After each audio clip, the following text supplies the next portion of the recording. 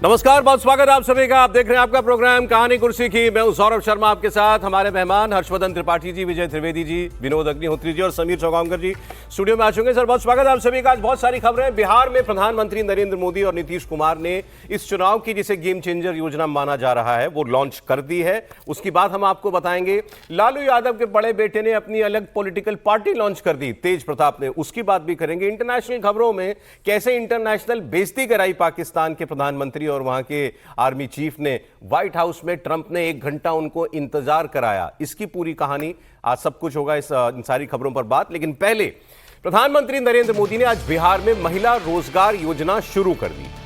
प्रधानमंत्री मोदी ने महिला रोजगार योजना की पहली किश्त आज महिलाओं के खाते में ट्रांसफर कर दी, जिससे महिलाओं के अकाउंट में आज 10-10 हजार रुपए चले गए। बिहार की 75 लाख महिलाओं के बैंक अकाउंट में एक साथ ये रकम ट्रांसफर की गई है। नीतीश कुमार ने चुनाव से पहले महिला रोजगार योजना का ऐलान किया, जिसकी आज प्रधानमंत्री नरेंद्र मोदी ने ऑफिशियली शुरुआत की है। हर महिला के खाते में, पात्र महिला के खाते में डायरेक्ट बेनिफिट ट्रांसफर के जरिए आज कुल 7.5 हजार करोड़ रुपए की राशि, ये ना सिर्फ एक आर्थिक मदद है, बल्कि महिलाओं को आत्मनिर्भर बनाने और रोजगार की राह पर आगे बढ़ाने की भी एक पहल है। प्रधानमंत्री नरेंद्र मोदी ने बिहार की महिलाओं से कहा कि बिहार में उनके अब दो भाई हैं, एक भाई मोदी, दूसरा भाई नीतीश कुमार। बहन खुशहाल हो, बहन का परिवार आर्थिक रूप से मजबूत हो, और इसके लिए वो भाई जो मन पड़ता है वो करता है। आज आपके 2 भाई नरेंद्र और नीतीश जी मिलकर आपकी सेवा, समृद्धि और आपके स्वाभिमान के लिए लगातार काम कर रहे हैं। आज का ये कार्यक्रम भी इसी का उदाहरण है। अब ये स्कीम क्या है? वैसे तो इसके बारे में बहुत कुछ कहा जा चुका है, लिखा जा चुका है। बहुत दबाव था एनडीए के ऊपर, मुख्यमंत्री नीतीश कुमार के ऊपर, कि जैसी योजना का ऐलान या वादा किया है आरजेडी ने कि अगर वो सत्ता में आई तो 2100 रुपए या 2500 रुपए माई बहन सम्मान योजना के नाम पर वो सीधे महिलाओं के खाते में डालेंगी। ऐसा झारखंड में भी हुआ था, और झारखंड में आपने देखा कि हेमंत सोरेन को एंटी इनकम्बेंसी के बावजूद उसका लाभ भी मिला, वो दोबारा सत्ता में आए। तो वैसी कोई योजना लॉन्च करें, सीधे पैसा महिलाओं के खाते में जाए। अच्छा, बीजेपी ने महाराष्ट्र में भी करके दिखाया और तमाम राज्यों में किया, मध्य प्रदेश में किया, वहां भी उसकी बंपर जीत हुई। लेकिन बिहार में ऐसा सीधा फैसला नहीं किया गया। ये जो स्कीम है, ये महिलाओं को स्वावलंबी बनाने की एक स्कीम के तौर पर मुख्यमंत्री नीतीश कुमार ने पेश की कि ये 10,000 रुपए स्वरोजगार के लिए हम महिलाओं को दे रहे हैं, और अगर वो कोई रोजगार शुरू करने में, कोई काम धंधा शुरू करने में अगर वो कामयाब हो जाती है, तो फिर उसके बाद ये 2 लाख रुपए तक की मदद सरकार की तरफ से उनको दी जा सकती है। बिहार की महिलाओं से आज संवाद करते हुए प्रधानमंत्री नरेंद्र मोदी ने लेकिन आरजेडी पर फिर हमला बोला। प्रधानमंत्री ने कहा कि आरजेडी के कार्यकाल में अराजकता और भ्रष्टाचार सबसे ज्यादा महिलाओं ने ही झेली। बिहार में सबसे ज्यादा तकलीफ महिलाओं ने ही झेली। हमें वो दिन भी नहीं भूलने हैं जब बिहार में आरजेडी की सरकार थी, लालटेन का राज था। उस दौरान अराजकता और भ्रष्टाचार की सबसे ज्यादा मार मेरे बिहार की माताओं बहनों को, यहां की महिलाओं को ने ही झेली है। वो दिन जब बिहार की बड़ी बड़ी सड़कें टूटी फूटी होती थी, पुल पुलिया का नाम नहीं था, तब उससे सबसे ज्यादा तकलीफ किसको होती थी? जब ऐसी कठिनाइयां होती है ना, तो हम सब जानते हैं, इन सारी कठिनाइयों की सबसे पहली तकलीफ हमारी महिलाओं को उठानी पड़ती है, हमारी माताओं बहनों को उठानी पड़ती है। और आप तो जानते ही हैं, बाढ़ में तो परेशानी कितनी बढ़ जाती थी। गर्भवती महिलाएं समय पर अस्पताल नहीं पहुंच पाती थी। गंभीर स्थिति होने पर उन्हें सही इलाज नहीं मिल पाता था। इन कठिन परिस्थितियों से आपको हमारी सरकार ने बाहर निकालने के लिए दिन रात काम किया है।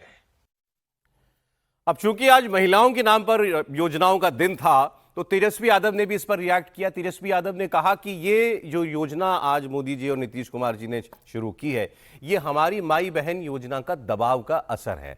हालांकि चुनाव से पहले 1-2 किस्त जारी करने के बाद ये लोग बिहार से ही इसकी वसूली भी करेंगे।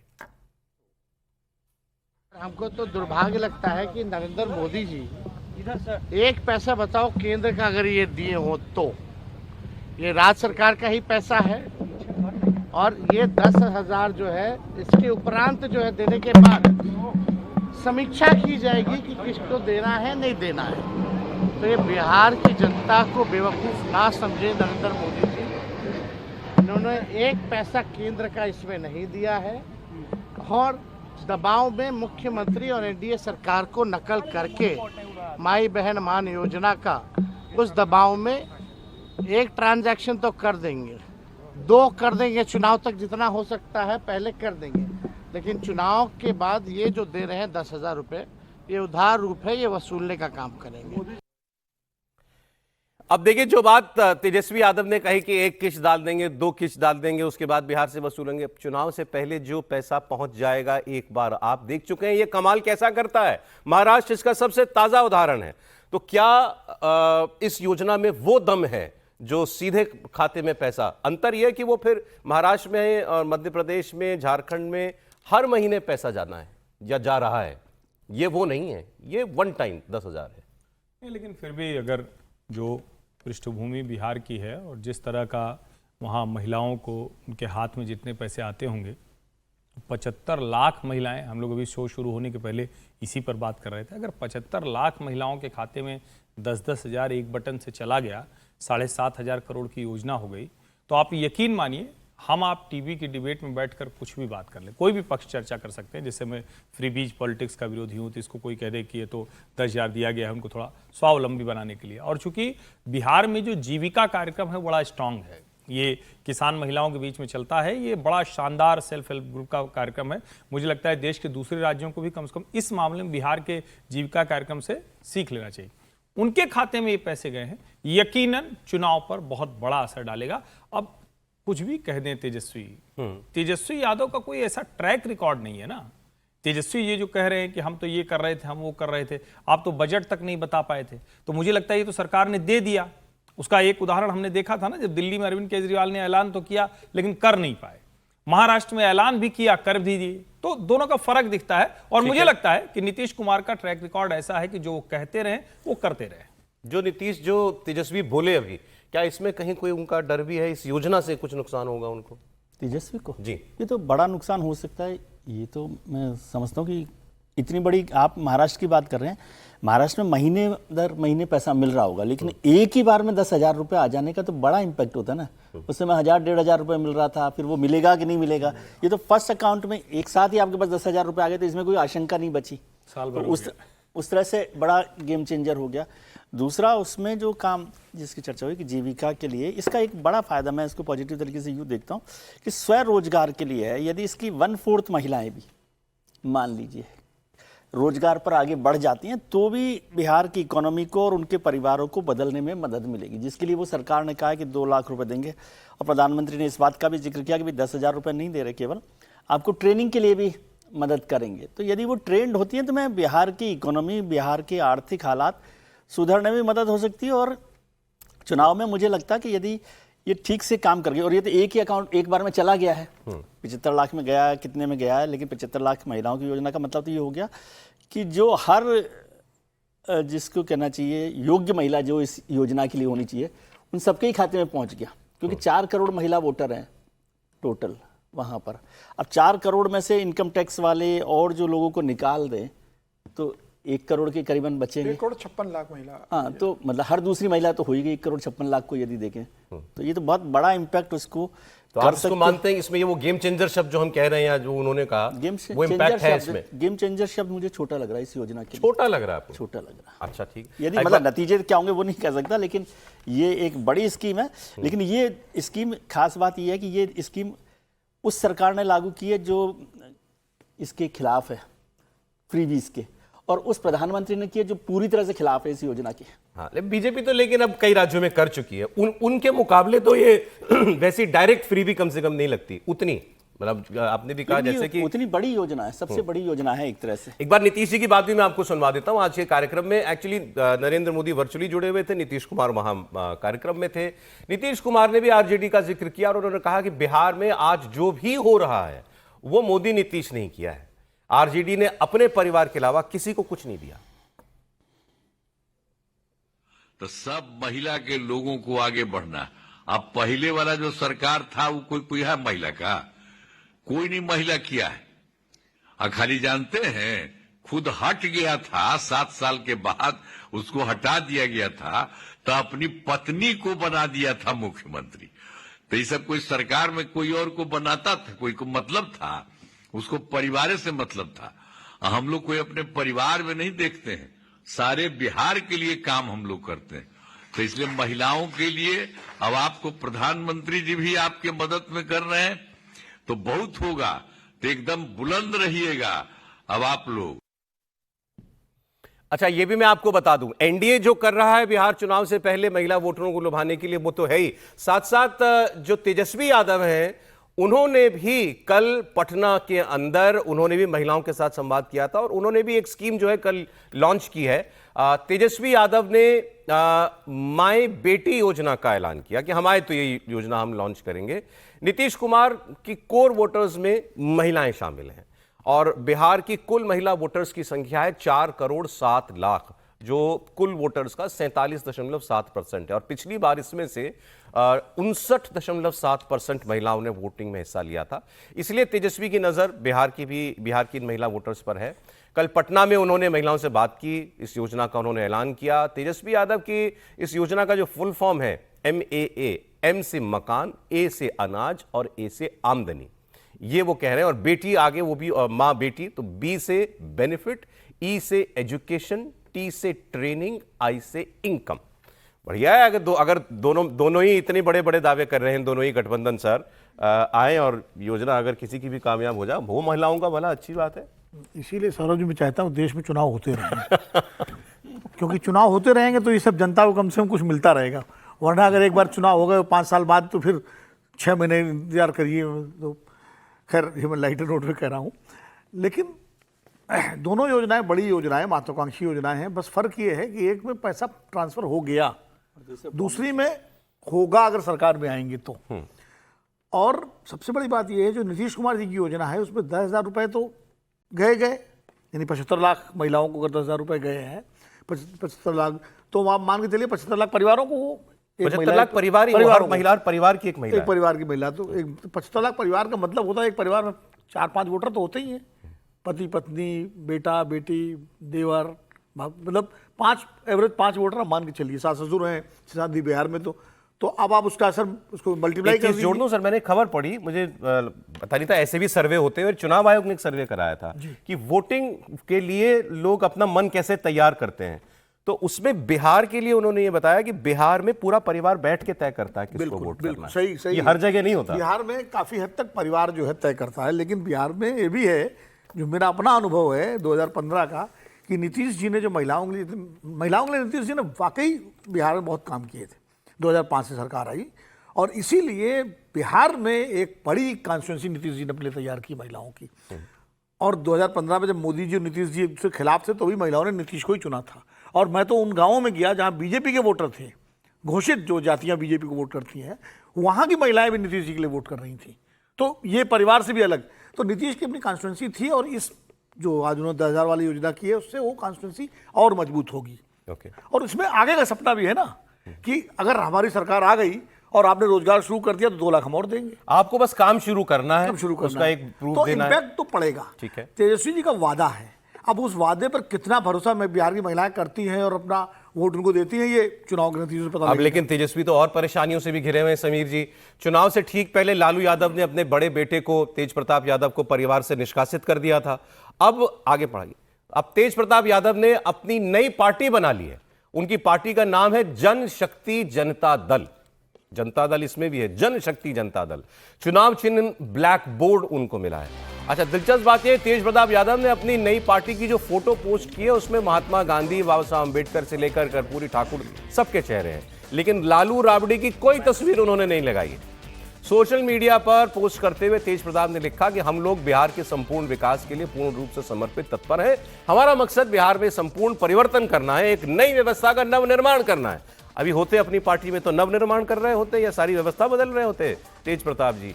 हम लोग, उन्होंने कहा, बिहार के संपूर्ण विकास के लिए लंबी लड़ाई लड़ने के लिए तैयार हैं। अब लड़ाई लड़ना तो उनकी मजबूरी है, पिताजी ने बेदखल कर दिया है जायदाद से भी, राजनीतिक जायदाद से भी और परिवार से भी, तो अब क्या करें। हाँ, लेकिन अभी तक ये लग रहा था कि क्या कोई गुंजाइश है कि ये इनकी वापसी दोबारा परिवार में हो जाए। अब लग रहा है दरवाजे बंद हो चुके हैं, तभी उन्होंने पार्टी बनाई। देखिए, जनशक्ति जनता दल ये पुरानी पार्टी थी वहाँ पर। अच्छा। इसको इन्होंने टेक ओवर किया है, ये पहले से रजिस्टर्ड थी 8 साल पुरानी। इसको इन्होंने टेक ओवर किया, सारे पैसे वैसे भर दिए, जो बकाया बाकी था सब पैसा वैसा भरा उन्होंने। और सिंबल लेने की बात आई तो उनको 3-4 चॉइस थी, तो उन्होंने सिंबल बस्ता लिया। उन्होंने कहा पूरे बिहार में बेटियों को बस्ता देना है, पढ़ाई लिखाई करना है, तो बस्ता लिया है। उन्हें ब्लैक बोर्ड लिया है, ब्लैक बोर्ड लिया है एजुकेशन के लिए। और बस्ता जो मिला है वो प्रशांत किशोर की पार्टी को चुनाव चिन्ह मिला हुआ है वहां पर, तो दोनों का स्कूल से जुड़ा हुआ, एजुकेशन से जुड़ा हुआ है। देखिए, अब तेज प्रसाद का अगर राजनीतिक भविष्य देखें तो मुझे लगता है कि आरजेडी में उनके लगभग रास्ते बंद हो गए। जब उनको निकाला गया था उसके बाद, प्रताप कितना पढ़े? पढ़ा तो घर में कोई भी नहीं है, मुझे लगता है जैसे 8वीं 10वीं पास है, 8वीं ठीक है, 8वीं पास है, 8वीं पास है, डॉक्टर है, 8वीं पास लेकिन है तेज प्रताप जी ने ब्लैक बोर्ड चुना, ये अच्छी बात है। 8वीं पास है तेज प्रताप। हालांकि तेजस्वी ने भी कोई 10वीं पास नहीं की है, दोनों का एजुकेशन कम है। तो बेसिकली अब ये तय है कि वो परिवार के अंदर उनकी वापसी नहीं होगी। हालांकि जब उनको निकाला गया था तो उस समय कुछ लोगों ने, जो लालू प्रसाद के करीबी है, जो परिवार से जुड़े हुए रिश्तेदार हैं या जो घर के लोग हैं, उन लोगों ने कोशिश की थी लालू प्रसाद से बात करके कि किसी तरह से तेज प्रसाद की वापसी की कोई गुंजाइश बन सकती है। तो ये कहा जाता है कि लालू प्रसाद जितने नाराज थे और तेजस्वी भी उन्होंने कह दिया था कि भाई चुनाव हम जीते या हारे, तेज प्रताप की वापसी नहीं होगी।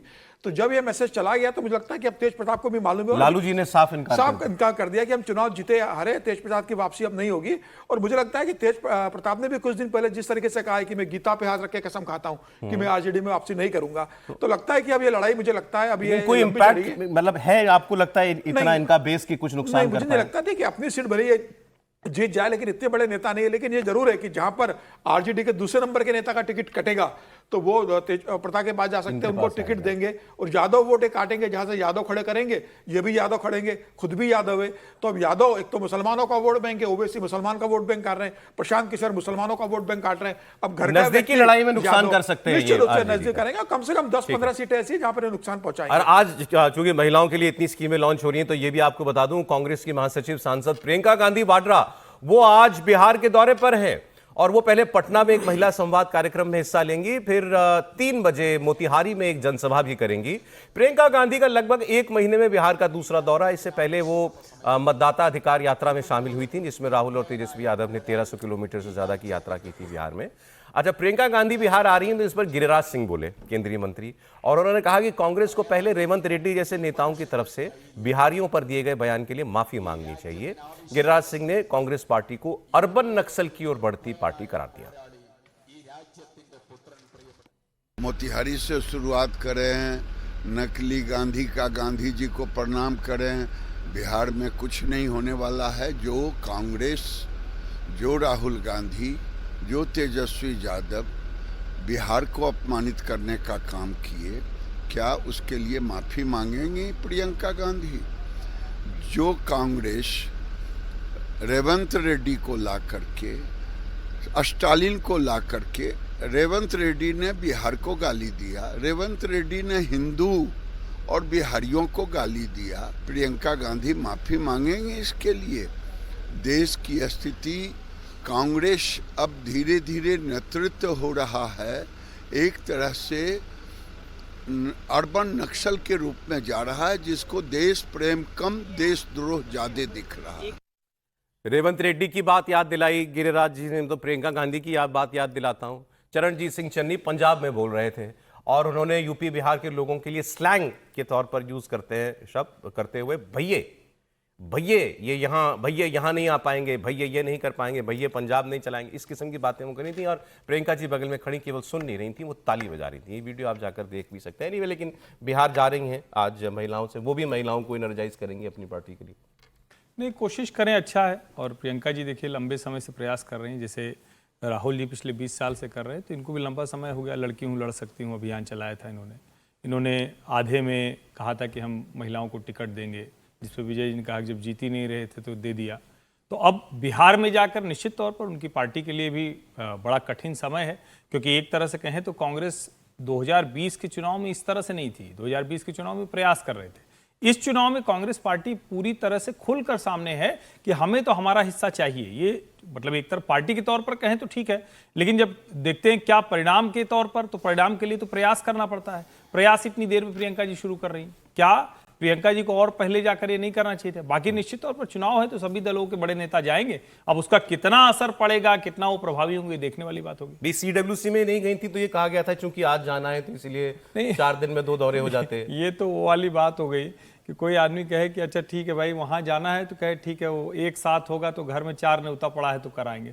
अरे भाई जहाँ आप महत्वपूर्ण काम समझते हैं वहाँ अलग से जाते हैं, और 2 दिन वहाँ रुक जाती तो और थोड़ा बिहार में अपनी कांग्रेस की बात कर पाती। तो ये तो बड़ा विचित्र है ना कि नहीं तभी हम जाएंगे, फिर क्या जाए 2 बार आना जाना। अच्छा इनको कौन सा टिकट की चिंता है, रिजर्वेशन की चिंता है, कंफर्म होगा कि नहीं, क्या पता होता हो। अरे कमाल कर रहे हैं बिहार के लोग, तरह इनको थोड़ी चिंता थोड़ी ना है कि भाई टिकट कंफर्म होगा कि नहीं या क्या होगा। कहीं से आम इंसान नहीं मानते क्या? मैं तो कहता हूं क्या पता फ्लाइट की टिकट भी देखते हो कितने की मिल रहे हैं। एक चीज में हम तो देखते नहीं, एक बात मैं पहले ठीक से कह दूं, आप ये गलतफहमी मत देश के दिमाग में डालिए, वो आम लोग नहीं है सर। राहुल गांधी बता चुके हैं कि हम प्रधानमंत्रियों के परिवार में पैदा हुए थे, तंत्र हमको अंदर से पता है, वो सब कर सकते हैं। उनको आप ऐसे हल्के में लेंगे तो ये ठीक नहीं। मतलब बाकी चर्चा हम करते रहेंगे, वो कतई वो इस देश के विशिष्ट लोग हैं, उनके लिए देश ऐसे ही है। सर हम सब में सबसे विशिष्ट आप ही हैं, तो आप ही विशिष्ट नहीं। मुझे याद आया प्रियंका जी से, विनोद दुआ जी होते थे हमारे बड़े लोगों में से माना जाते हैं, तो वो अक्सर एक लाइन कहा करते थे कि भाई किसी शहर में कोई कवि गया तो जो संचालक था उसने परिचय कराते हुए कहा कि भाई ये शर्मा जी हैं, ये 30 साल से हमारे उभरते हुए कवि हैं इस शहर के। 30 साल से उभरते कवि हैं इस शहर के, तो ये भी उभरते हुए नहीं, मैं रेफरेंस नहीं, मुझे ऐसी याद आ गई बात। तो सर ऐसी बातें ऐसे ही मौके पे याद आ जाती है, यही तो आपकी कला है। बिहार की हम लोग बात कर रहे हैं, आज बड़ा दिन है बिहार के चुनाव के सिलसिले में।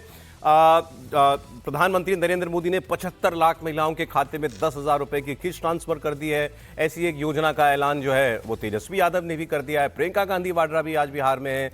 आज बिहार में अमित शाह को भी होना है, और ओवैसी साहब तो घूम ही रहे हैं 2-3 दिनों से। तो ओवैसी जी सीमांचल में ही हैं, लेकिन जहां उन्होंने पिछली बार 14 सीटें जो लड़ी थी और 5 वो जीते थे। आज उनकी सीमांचल न्याय यात्रा का 3रा दिन है। किशनगंज से पूर्णिया पहुंचेंगे, कल किशनगंज में थे। रोड शो की शुरुआत उन्होंने पूर्णिया जिले के एक टोल प्लाजा से उनकी हुई, और उनकी यात्रा डगरुआ बायसी होते हुए फिर अमीर विधानसभा तक पहुंचेगी। ये सीट उनकी जीती हुई सीट है। अब यहां सभा को संबोधित करने के बाद वो वापस फिर किशनगंज लौट जाएंगे। असदुद्दीन ओवैसी की सीमांचल न्याय यात्रा 27 सितंबर को कटिहार पहुंचेगी, और कल उन्होंने आरजेडी पर खूब वार किए थे। कल भी हमने लंबी चौड़ी बातचीत की थी ओवैसी साहब के बारे में, और उन्होंने खुलकर ये कहा था कि भाई मैं किसी के दरवाजे पे भीख मांगने नहीं जाऊंगा, लेकिन फिर भी मैं अभी भी तैयार हूं कि आप हमने गठबंधन में ले लीजिए, हम केवल 6 सीट मांग रहे हैं, मुझे मंत्री भी नहीं चाहिए, आपकी सरकार बन जाए तो बस सीमांचल बोर्ड बना दीजिएगा। सारी बातें वो कह रहे हैं और बता रहे हैं कि मैं बार बार चिट्ठी लिख रहा हूं लेकिन मुझे जवाब नहीं मिल रहा है, तो मुझे उलाहना मत देना बाद में, अगर फिर तुम्हारा नुकसान हो जाए तो। उनकी बात मैं आपको सुनाता हूं, और फिर देखिए इनकी बातों पर गजवाए हिंद का कॉन्सेप्ट कहां से आया। पहले ओवैसी जी को सुनिए। हम गैरों की चौखट पर जाकर भीख नहीं मांगेंगे। आपके पास इतनी ताकत है कि आप अपने वोट से दोबारा इंशाअल्लाह ताला कोचा दामन से मजलिस को उम्मीदवार को कामयाब कर सकते हैं, और मुझे यकीन है कि जरूर कामयाबी मिलेगी। अब नहीं मालूम क्या होने वाला है राजद में, मगर मजलिस ने अपनी नेक नियति का इजहार किया। हमने अख्तरुल ईमान साहब ने लालू प्रसाद यादव साहब को खत लिखा, उसके बाद तेजस्वी यादव ने कहा कि मुझे नहीं मिला। मेरे भाई, अगर घर में बाप जिंदा होता है तो बाप की मौजूदगी में जब बड़ों के सामने कोई बात रखी जाती है तो छोटों को हक नहीं पहुंचता कि वो कहे कि आपने अब्बा को कहा, मुझे नहीं कहा। मैं उस घर से आता हूं जहां पर हमने बड़ी हमारे वालिद मरहूम की जिंदगी में मैंने बहुत ही कम अपने वालिद से आंख में आंख मिलाकर बात किया होगा। हमारे लिए हमारी वालिद की बात उर्फ आखिर होती थी, मगर फिर ठीक है, हर घर में अलग माहौल होता है। ओवैसी जी की यात्रा पर केंद्रीय मंत्री गिरिराज सिंह ने बड़ा हमला बोला। गिरिराज सिंह ने कहा कि ओवैसी दरअसल मुसलमानों को भड़काकर देश के टुकड़े टुकड़े करना चाहते हैं। वो मुस्लिम के नेता हैं, मुसलमानों को भड़कावे ओवैसी और कांग्रेस, ये लोग गृह युद्ध कराना चाहते हैं और कुछ नहीं कराना चाहते हैं। ये फिर से गजवाए हिंद बनाना चाहते हैं, देश को टुकड़े टुकड़े करना चाहते हैं, 1947 लाना चाहते हैं। ये होने वाला नहीं है। एक बार हमारे पूर्वजों से गलती हो गई। अगर उस दिन ओवैसी जैसे लोगों को देश से बाहर कर दिया गया होता, पाकिस्तान भेज दिया गया होता मुसलमानों को, और वहाँ से हिंदुओं को लाया गया होता, तो आज देश के अंदर ओवैसी जैसे जिन्ना नहीं पैदा लेते। सर, अब गजवाए हिंद भी हो गया, अब वो जिन्ना भी कह रहे हैं इनको। देखिए, गिरिराज जी को मैं बहुत गंभीरता से नहीं लेता हूँ। नहीं लेते? बिल्कुल नहीं लेता। वो मीडिया उनको लेता है, मैं नहीं लेता। अब उनको ये सोचना चाहिए कि इन्हीं ओवैसी को भारत सरकार ने पहलगाम के बाद और अपने सिंदूर के बाद अपने डेलीगेशन में भेजा था, भारत की आवाज़ बना करके, जो तमाम सांसद गए थे। तो बोलने से पहले थोड़ा उनको सोच लेना चाहिए। वो केंद्रीय मंत्री हैं, वो अपने ही प्रधानमंत्री अपनी ही सरकार पर एक तरह से उंगली वो खड़ा कर रहे हैं, सवाल इस तरह का बोल करके। और वैसे सांसद हैं, संवैधानिक शपथ ली है उन्होंने, तो इसलिए खैर। अब मैं तो असल में बिहार पर जो बात करना चाह रहा था, देखिए बिहार पे प्रियंका गांधी आ रही। कांग्रेस तो 1990 से बिहार में बिल्कुल हाशिए पर है, और लालू यादव जी की आरजेडी की बी टीम है, और कभी बी हो जाती है, कभी सी हो जाती है, कई बार मतलब लेफ्ट का स्ट्राइक रेट ज़्यादा हो जाता है। अब इस बार वो अपने अस्तित्व के लिए पूरी ताकत लगाए हुए हैं। लेकिन बीजेपी जैसी पार्टी, जिसमें नरेंद्र मोदी जैसा लोकप्रिय नेता, अमित शाह जैसा चाणक्य, अडवाणी जी, अटल जी के ज़माने से आज भी बीजेपी ने पूरा देश जीत लिया, लेकिन बिहार नहीं जीत पाई। वो आज भी उसको नीतीश कुमार की ज़रूरत पड़ती है। 2015 में अकेले लड़के उसने कोशिश की, हालांकि तब भी जीतन राम मांझी और उपेंद्र कुशवाहा जैसे कुछ लोग उसके साथ थे, तब भी वो 53 सीट पे आकर अटक गई। बिल्कुल। तो इसका क्या, कांग्रेस तो बेकार हो गई। लेकिन बीजेपी साधन, संसाधन, नेता, कार्यकर्ता, संघ, तंत्र, मंत्र सबसे संपन्न है। लोकसभा जीती 2014 लेकिन बिना नीतीश कुमार के बीजेपी क्यों नहीं जीत पाती? 2014 लोकसभा जीती। विधानसभा की बात कर रहा हूँ, राज्य की बात कर रहा हूँ। नहीं, उसमें सत्ता में नहीं आई वो बात ठीक है, लेकिन पिछली अपने बार दम पर सत्ता में आई क्या? पिछली बार लगभग नंबर 1 पार्टी 75-74 का ही रहा ना, आरजेडी और बीजेपी का। आज नंबर 1 80 सीटें। लेकिन आज भी पैन बीजेपी अकेले दम पर लड़ने की स्थिति में है क्या, इतने सबके बावजूद?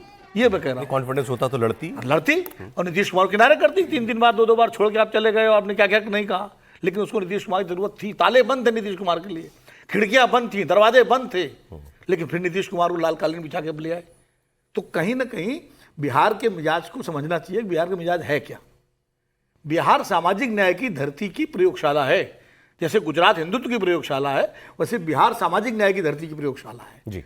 और इसीलिए मंडल आयोग के बाद जब जनता दल पूरे देश में हारा था, बिहार में जीता था। अडवाणी जी की गिरफ्तारी के बाद भी बिहार में जनता दल जीता था। तो इसलिए बिहार के मिजाज को समझना चाहिए कि बिहार इस बार क्या चाहता है। और इसीलिए नीतीश कुमार की सारी योजनाएं, मोदी जी का करिश्मा, अमित शाह की रणनीति, चाणक्य नीति, सारा करने के बावजूद अभी भी महागठबंधन और एनडीए के बीच टक्कर की खबरें आ रही हैं कि कांटे की टक्कर है, कांटे की टक्कर है, कांटे की टक्कर है। तो ये मतलब मैं खाली कांग्रेस तो कुछ लोग, जैसे कुछ सर्वे वगैरह में बताया गया कि भाई एनडीए अहेड हो सकता है। एनडीए देखिए, मैंने कहा ना, नीतीश कुमार जब तक जहां रहेंगे, अभी नीतीश कुमार उधर ले आइए, वो ऐड हो जाएंगे। वो तो नीतीश कुमार की स्थिति ऐसी है कि, और बिहार में बीजेपी को बढ़ने से नीतीश कुमार नहीं रोका है, लालू यादव नहीं रोका है, क्योंकि जो ईबीसी वोट है, जो रिएक्शन में लालू यादव से दूर होकर के वो बीजेपी को ही मिल सकता था, लेकिन नीतीश कुमार ने 20 साल का चीफ मिनिस्टर आज भी इतना रेलेवेंट अगर है रखता है तो फिर बड़ी बात है। विनोद जी ने बिल्कुल सारी बातें दुरुस्त कही हैं। सामाजिक न्याय की धरती बिहार है, तो बिहार में 20 साल से बीजेपी सत्ता में है। आप कुछ भी कहें, कांग्रेस की भी यही मंशा है कि नीतीश जी को छोड़ दें। क्या हुआ, संभाल तो नहीं पाई थी ना कांग्रेस सर, इसकी बात करेंगे ना। आप चुनाव के ठीक पहले जून 12, 2023 बैठक नहीं हो पाई, फिर जून 23, 2023 को बैठक हुई। लालू जी ने उसमें भी हास्य कर दिया, अरे दूल्हा बनाएंगे राहुल जी को, हम सोनिया जी से बात करेंगे। अब उसके बाद क्या हुआ, ये करेंगे वो करेंगे, मुंबई बेंगलुरु पहुंचते पहुंचते टूट गए नीतीश जी। सामाजिक न्याय की धरती पर बिहार 20 साल से सत्ता में है, 1.5 साल इधर उधर गए। लेकिन उससे बड़ी बात है, गुजरात हिंदुत्व की प्रयोगशाला है, 26 की 26 सीटें जीत कर दे दी। देश में एक और राज्य है जिसमें 40 में 39 सीटें जीत कर दी, वो बिहार है। ठीक है, वो भी भारतीय जनता पार्टी की अगुवाई को ही दी। तो सामाजिक न्याय की धरती वो है, अगर आप कह रहे हैं उस राज्य को, उस राज्य ने भारतीय जनता पार्टी को लगातार, लेकिन वो साथ में ये भी कह रहे हैं आगे रखा। ये भी कह रहे हैं वो नीतीश कुमार की वजह से, वो तो तय है। देखिए, और नीतीश कुमार वहां चले जाए, 15 जीती गए थे ना वो। नीतीश कुमार के जाने के बावजूद भारतीय जनता पार्टी ने 2014 में करके दिखाया था। अच्छा ठीक है, चलिए आगे मैं और बिहार की 2 खबरें और बता देता हूं समीर जी। विधानसभा चुनाव को लेकर बीजेपी ने अपने अभियान की रफ्तार बढ़ा दी है। गृहमंत्री अमित शाह आज बिहार दौरे पर हैं। चंपारण सारण के संभाग के 10 संगठनात्मक जिलों के कार्यकर्ताओं से वो संवाद करेंगे। उसके बाद शाम को पटना में उनकी 40 सीनियर लीडर्स से मीटिंग होगी। बीजेपी के चुनाव प्रभारी कल ही अनाउंस किए गए हैं, धर्मेंद्र प्रधान, वो भी होंगे वहां पर। 8 दिनों के अंदर दूसरी बार गृहमंत्री का यह दौरा है और बताया जा रहा है कि गृहमंत्री कार्यकर्ताओं को सीधे उनसे बात करके उत्साहित करने का जो है वो प्रयास करेंगे। अब ये भी आपको बता देता हूं कि कल जो प्रभारी नियुक्त हुए हैं, प्रभारी और सह प्रभारी, इनका क्या रिकॉर्ड है। केंद्रीय शिक्षा मंत्री धर्मेंद्र प्रधान बिहार के बीजेपी चुनाव प्रभारी होंगे। केंद्रीय जल शक्ति मंत्री CR पाटिल, जो गुजरात के प्रदेश अध्यक्ष भी हैं, वो सह प्रभारी होंगे। और यूपी के उप मुख्यमंत्री केशव प्रसाद मौर्य, ये भी सह प्रभारी होंगे। बीजेपी ने इन प्रभारियों की नियुक्ति से एक बड़ा राजनीतिक संदेश देने की कोशिश की। धर्मेंद्र प्रधान के लिए बिहार नया नहीं है, इससे पहले वो बिहार के प्रभारी भी रह चुके हैं। 2010 में राज्य संगठन के सह प्रभारी थे। उस वक्त 40 साल की केवल उनकी उम्र थी। उस वक्त अरुण जेटली और अनंत कुमार जैसे सीनियर लीडर्स थे, उनका मार्गदर्शन उनको मिला। उस वक्त एनडीए ने राज्य में 206 सीटों के साथ ऐतिहासिक जीत हासिल की थी और नीतीश कुमार के साथ उनकी व्यक्तिगत नजदीकी भी है। 2014 में नरेंद्र मोदी को प्रधानमंत्री पद का उम्मीदवार बनाने के बाद नीतीश कुमार जब अलग हो गए थे, तब 15 के विधानसभा चुनाव में बीजेपी ने अलग इलेक्शन लड़ा था और अनंत कुमार धर्मेंद्र प्रधान के साथ सह प्रभारी बनाए गए थे।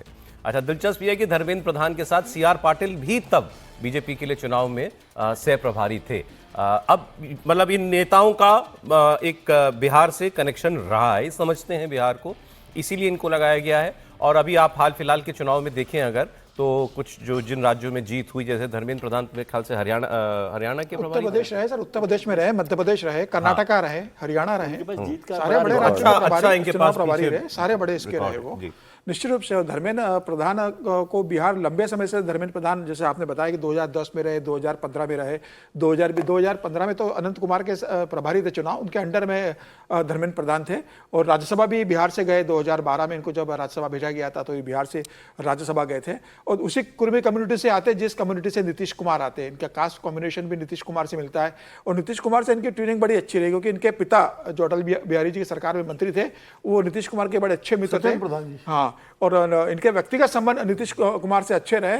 तो ये कहा जा रहा है कि भाई धर्मेंद्र प्रधान के एक रैपो बहुत अच्छा है नीतीश कुमार के साथ पुराना, तो कभी कोई सीट शेयरिंग में कोई इश्यू आएगा तो धर्मेंद्र प्रधान उसे बेहतर तरीके से संभाल लेंगे। और मुझे लगता है जातिगत समीकरण के हिसाब से देखेंगे तो 2 ओबीसी नेताओं को, धर्मेंद्र प्रधान और केशव प्रसाद मौर्य को जिम्मेदारी दी। ओबीसी एक बड़ा वोट बैंक है बिहार के अंदर, अगर दोनों देखें अति पिछड़ा वर्ग और ओबीसी, तो 63% का वोट बैंक बिहार के अंदर है, तो उसे साधने के लिए इन दोनों को दिया गया है। CR पाटिल पहले भी बिहार के सह-प्रभारी रह चुके हैं वो, तो CR पाटिल भी बिहार को अच्छे से जानते हैं। और संगठन का मास्टरमाइंड CR पाटिल को कहा जाता है, जिस तरीके से वो जमीन पर रणनीति बनाते हैं। गुजरात में 152-54 सीटें जब जीती जो प्रदेश अध्यक्ष थे, आज वो बिहार गुजरात के प्रदेश अध्यक्ष है। प्रधानमंत्री मोदी का एक विशेष स्नेह CR पाटिल के साथ रहा है। अमित शाह जी भी ट्यूनिंग अच्छी है, तो उन्हें भी बिहार का एक सह-प्रभारी बनाया गया जो पहले से बिहार देख रहे हैं। तो बिहार में इस समय जिस तरह से टीम दी गई है जातिगत समीकरण को साधते हुए, और अनुभवी नेताओं को दिया गया है जिनका अमित शाह से विनिंग टीम है, ट्यूनिंग बहुत अच्छी है और ये समझने वाले लोग हैं, राजनीति को समझते हैं, संगठन को समझते हैं। भारतीय जनता पार्टी 2017 में थे जब बीजेपी पहली बार आई सत्ता में, तो मुझे लगता है कि इस तरीके जो समीकरण दिया है, तो भारतीय जनता पार्टी ने अपना बेस्ट जो कॉम्बिनेशन है वो बिहार के अंदर दिया है। सर जरा ये लद्दाख वाली खबर की हम लोग बात कर लें। लद्दाख में हिंसा हुई तो इसके पीछे कौन है? सोशल एक्टिविस्ट सोनम वांगचुक को इसके लिए जिम्मेदार बताया जा रहा है। केंद्र सरकार अब एक के बाद एक एक्शन भी ले रही है उनके खिलाफ। उनके 2 NGO हैं, उनके NGO सेकमोल का एफसीआरए लाइसेंस रद्द कर दिया गया है। गृह मंत्रालय ने यह कार्रवाई की है और हिंसा पर गृह मंत्रालय ने एक बड़ा स्टेटमेंट भी दिया था कि सोनम वांगचुक के बयानों से भीड़ भड़की और नेपाल में के जेनजी प्रदर्शनों का हवाला दिया, कभी श्रीलंका की बात की, कभी बांग्लादेश की बात की, कहा ऐसे ही परिवर्तन यहां भी आएगा। तो उनका मानना है कि सेंटर का यह मानना है कि सोनम वांगचुक जो है प्रिंसिपली जिम्मेदार हैं जो कुछ वहां पर हुआ। अच्छा, इनके ऊपर मनी लॉन्ड्रिंग का भी आरोप है, जांच में वित्तीय गड़बड़ियों की बात की जा रही है और इसको लेकर वांगचुक के एनजीओ के फॉरेन कंट्रीब्यूशन पर रोक लगा दी गई थी। सोनम वांगचुक के एनजीओ को 20 अगस्त को ही नोटिस जारी कर दिया गया था, इस सबसे पहले, लेकिन जो जवाब दिया गया उसमें वित्तीय अनियमितताओं पर कोई संतुष्ट जवाब नहीं मिला और खबर यह है कि एफसीआरए उल्लंघन की जांच सीबीआई कर रही है। फिलहाल वांगचुक के खिलाफ कोई केस दर्ज नहीं किया गया है, लेकिन जल्दी ईडी एक जांच शुरू कर सकती है। उधर सोनम वांगचुक ने अपने ऊपर हुई कार्रवाई को विछंट बताया है, कहा कि उन्हें बलि का बकरा बनाया जा रहा है, बीजेपी सरकार ने वादा खिलाफी की थी, गुस्सा उसको लेकर है। फॉरेन फंडिंग पर उन्होंने कहा मैं विदेशों से चंदा लेता ही नहीं हूं, मैं इसको ठीक नहीं मानता, मैंने कभी विदेशों से चंदा नहीं लिया, जो मेरे खाते में या एनजीओ के खाते में पैसा कभी आया भी है बाहर से, वो हमने अगर उन्हें कोई सेवाएं दी हैं तो उसके बदले में आया है, वो फी ली है हमने, लेकिन वो कोई चंदा नहीं है। उन्होंने ये भी कहा कि पूरे मैं नहीं जानता था, उन्होंने कहा लद्दाख में कोई इनकम टैक्स नहीं देता, इनकम टैक्स से शायद छूट है, लेकिन मैं स्वेच्छा से इनकम टैक्स देता हूं, अपने आप देता हूं। तो ये सरकार ने मेरे ऊपर इनकम टैक्स की जांच बैठा दी, सीबीआई की जांच बैठा दी, अब ईडी की बात हो रही है। तो ये क्या चाहते हैं कि मतलब ये मैं इनकम टैक्स पेयर हूं, इस बात का बदला मुझसे लिया जा रहा है। उनकी बात आपको सुनाता हूं। मुझ पर उन्होंने निशाना साधा और 1.5 महीना पहले हमें बताया गया कि आप पर एक एफआईआर है, वो भी देशद्रोह का है। उसके बाद हमारे विद्यालय की ज़मीन वापस ले जा रहे हैं, ऐसा नोटिस आया। उसके बाद सीबीआई की इंक्वायरी, ये 2 हफ्ते पहले की बात है, सीबीआई की, फिर इनकम टैक्स के पता नहीं क्या क्या।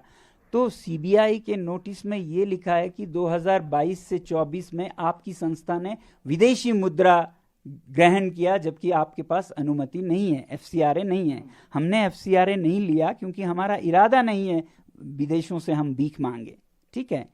तो हमारे जो पैसिव सोलर हीटेड बिल्डिंग्स है जो हमने लोगों के लिए, इंडियन आर्मी के लिए बनाए, वो अफगानिस्तान में ले जाना चाहते थे संयुक्त राष्ट्र संघ, यूनाइटेड नेशंस, और उन्होंने इसके लिए हमें फीस अदा की।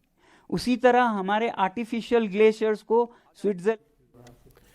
अच्छा, आप देखिए, अब एक कल से अमित मालवीय जो बीजेपी के नेता हैं वो कुछ इनकी पुरानी बातें भी डाल रहे हैं विजय जी।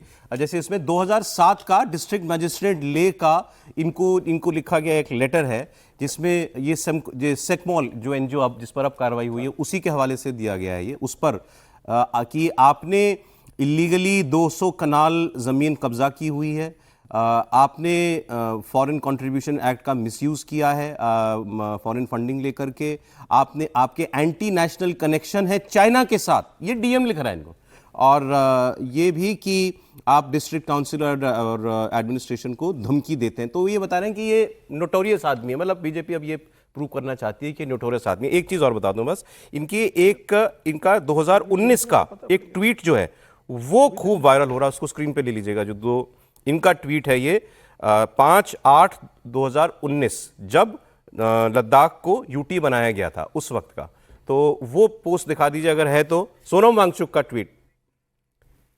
तो इसमें इन्होंने ये कहा था, thank you prime minister Narendra Modi for fulfilling Ladakh's long standing dream.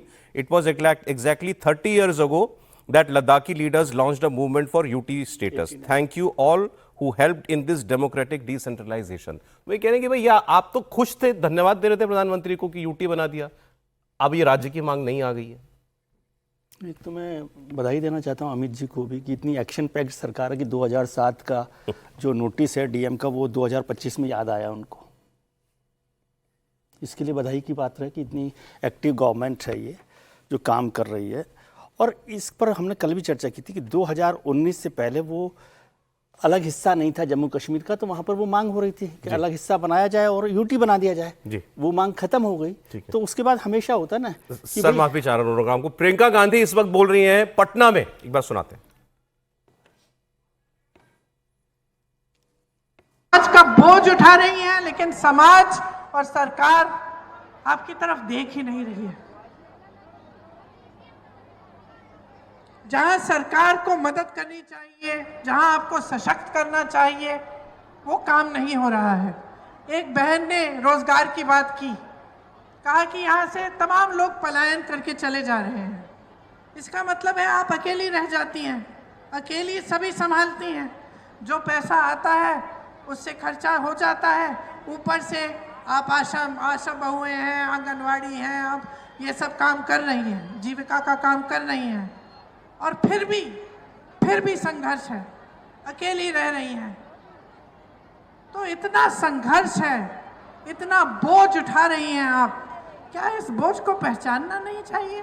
नेताओं को, सरकारों को क्या आपको नकारा जाना चाहिए? क्या ऐसी बात होनी चाहिए कि भाई चुनाव आ रहा है, चलो अब महिलाओं के लिए जल्दी जल्दी एक स्कीम निकाल देते हैं, 10,000 रुपये पकड़ा देते हैं, हमें वोट मिल जाएगा? क्या ये सही है? मैं सिर्फ ये कहना चाहती हूँ कि अपने अंतर्मन में झांको, देखो जीवन क्या है आपका। आप जी रही हो, आप संघर्ष कर रही हो, आप अनुभव कर रही हो। ये मेरी बहन वर्दी पहन के खड़ी है, पुलिसकर्मी है। क्या इसका संघर्ष कम है? कम नहीं है। जितना आपका संघर्ष है उनका संघर्ष है। हम सब बहनें हैं, हम सब के अलग अलग संघर्ष हैं, और ये बहुत जरूरी है कि हम इन संघर्षों को एक शक्ति में बदलें। कि हम जब देखते हैं कि हमारा जीवन का अनुभव क्या है, कि 20 सालों से हमारे जीवन में तरक्की हुई ही नहीं है, बिहार में आपके जीवन में तरक्की हुई ही नहीं है, इतने साल हो गए हैं। ये कह रही थी एक बहन की 50 साल की स्कीम है, बदलाव नहीं आया। तो जब आपके जीवन में इतना संघर्ष है, ये आपका अनुभव है, आप देख रहे हो, बच्चों को पढ़ा नहीं पा रहे हो। अरे प्रियंका जी कह रही हैं कि तो ये क्या बात हुई, चुनाव से पहले जल्दी जल्दी बस चलो एक स्कीम लॉन्च कर दो, जो आज 10,000 रुपये डाले गए उस पर वो बोल रही थी। सर ये क्या तरीका है? नहीं, वो उनका बोलना ठीक है, लेकिन असर जब करेगा तब समझ आएगा ना कि शायद इसीलिए बोल रही है। हाँ, ये असर तो करेगा। देखिए कैश का जो है ना, इतनी तमाम आलोचनाओं के बाद भी जो फ्री बीच का जो कैश का असर है वो वोटर पे सीधा पड़ता है, दिमाग पर। इसमें कोई कन्फ्यूजन मुझे नहीं लगता कि कोई कन्फ्यूजन हो रहा हो, और ये उन लोगों पर ज़्यादा असर करता है जो कहीं फैंस सीटर हों। तो फैंस सीटर जो वोटर है उसके लिए बड़ा है।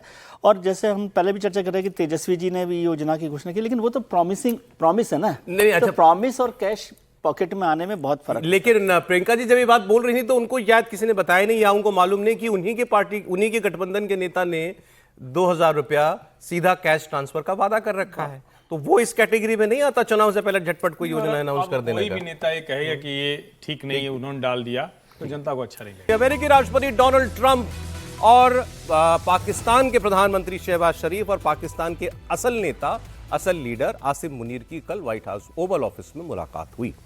और इस मुलाकात के बाद, ये तो पुरानी तस्वीर चल रही है जब ये UNGA में मिले थे, कल की तो बस केवल एक पिक्चर जो है वो जारी की गई है जिसमें अटेंशन में खड़े हैं दोनों लोग ट्रंप के बाजू में।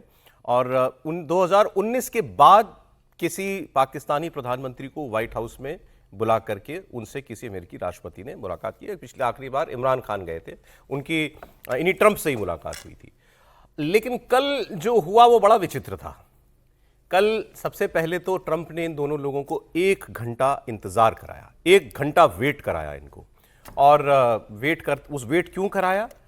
आपने देखा होगा अक्सर जब ट्रंप किसी बड़े देश के नेता को या किसी भी इंपॉर्टेंट लीडर को मिलते हैं तो कई बार तो गेट तक लेने भी आते हैं, रिसीव करने भी आते हैं, नहीं तो बाहर से कोई एस्कॉर्ट करके सीधे उनको। कभी ऐसी खबर नहीं आई कि कोई आदमी वेट करता रहा, ये साहब अभी बिजी हैं। लेकिन साहब कल सच में बिजी थे।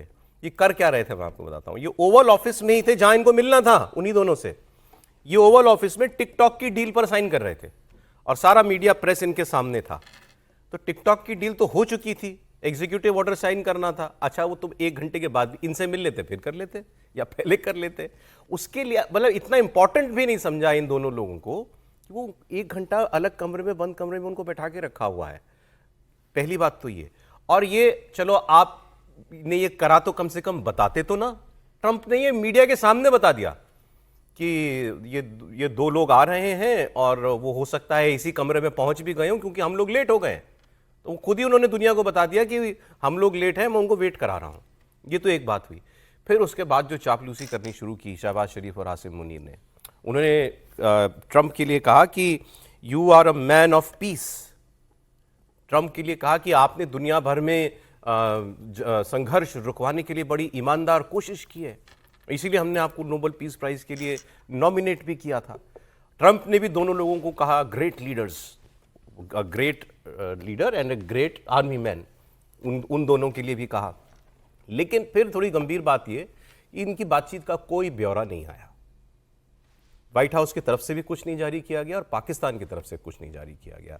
यह अनयूजुअल है कि आप दो राष्ट्राध्यक्ष मिल रहे हैं तो उस बातचीत का, वैसे तो प्रेस कॉन्फ्रेंस होती है, ट्रंप तो हर किसी के साथ प्रेस कॉन्फ्रेंस करते हैं, मोदी जी भी मिले थे तो आमने सामने मीडिया था, लेकिन हर किसी के साथ करते हैं, लेकिन इनके साथ मीडिया के सामने नहीं मिले। तो ये थोड़ी सी गंभीर बात है। कुछ और डिटेल में आपको दूंगा, लेकिन सर मतलब कोई एक ऐसे वेट कराया जाता है ऐसे रिश्तों में? सर वो आप सोच ही नहीं रहे उनकी कितने खुश हैं वो कि 6 साल बाद कोई आदमी था जो मिला है। इस खुशी का आपको अंदाज ही नहीं है। शहबाज शरीफ ज्यादा खुश थे कि इस बार ये मुझे भी इस ले बार गया साथ में। आसिम मुनीर के साथ वो भी गए थे, तो वो बड़ी बात है। और ट्रंप साहब आप जो कह रहे हैं प्रेस कॉन्फ्रेंस, एक तो ये मतलब आपत्तिजनक जैसा है, इस बिहेवियर को कोई बहुत अच्छा डिप्लोमेटिक तरीके से भी अच्छा नहीं माना जाता। यदि आप कोई ऐसा हो सकता है, ट्रंप साहब के पास भी बहुत काम होते तो वो तो उसको मीटिंग को डेफर कर सकते हैं, दो में से कोई एक काम कर सकते हैं ना, या तो वो जो डील कर रहे थे उसे डेफर कर देते, या फिर शहबाज शरीफ साहब को वहाँ पर बता दिया जाता है, क्योंकि जब वो निकल रहे होते हैं ये तो सब कुछ टाइमिंग ऐसा होता है ना। हाँ, ये होटल से लेट निकलते हैं। हाँ, वो होटल से लेट निकलते, वही करो ना कि उसको डेफर कर देते भाई 1 घंटे बाद आपको निकलना है। लेकिन ट्रंप साहब को तो आप जानते हैं कि उनको कोई फर्क नहीं पड़ता, बल्कि उनको थोड़ा अच्छा ही लगता है कि ह्यूमिलिएट करें और फिर बताएं भी ना कि बड़े नेता है वो। ये बेइज्जती थी, क्या कहेंगे आप इसको, बेइज्जती है। और दूसरा आप कह रहे प्रेस कॉन्फ्रेंस नहीं, किस चीज़ की प्रेस कॉन्फ्रेंस करें आप बताएंगे मुझे कि क्या प्रेस कॉन्फ्रेंस? कुछ भी कर, मैं तो हर किसी के साथ करते हैं प्रेस कॉन्फ्रेंस। नहीं तो कुछ जब हुआ नहीं तो किस चीज़ की प्रेस कॉन्फ्रेंस कर रहे हैं? मतलब हो जाता कुछ तो स्टेटमेंट तो जारी कर देते ना, मान लो प्रेस कॉन्फ्रेंस नहीं हुआ, वो भी नहीं किया। और वो उनका ठीक है, आप आए हैं उसके एक, चलिए बेहतर चलो अब आ ही गए, आ ही गए तो ठीक है, इस पर बात। मैं आपको बात सुनवाता हूं जो ट्रंप ने बोला ना अपने रिपोर्टर से, सुनिए आप जरा। Wars. In fact, we have a great leader coming. We have the Prime Minister of Pakistan coming and the Field Marshal, Pakistan. Field Marshal is a very great guy, and so is the Prime Minister, both. And they're coming, and they may be in this room right now. I don't know, because we're late. And I said maybe they'd like to join the. They actually may be somewhere in the beautiful Oval Office. Yeah, please, behind you. वो खुद ही उन्होंने announce भी किया कि भाई वो हम लोग लेट हो गए हैं, वो लोग जो हैं 2 लोग आने वाले हैं। लेकिन सर क्यों ये बैठक जो है क्लोज डोर मीटिंग ऐसी कम करते हैं ट्रंप, लेकिन इनके साथ हुई है, क्या समझ में आता है? नहीं, वो दो ही, देखिए क्लोज डोर मीटिंग तभी होती है 2 स्थितियों में।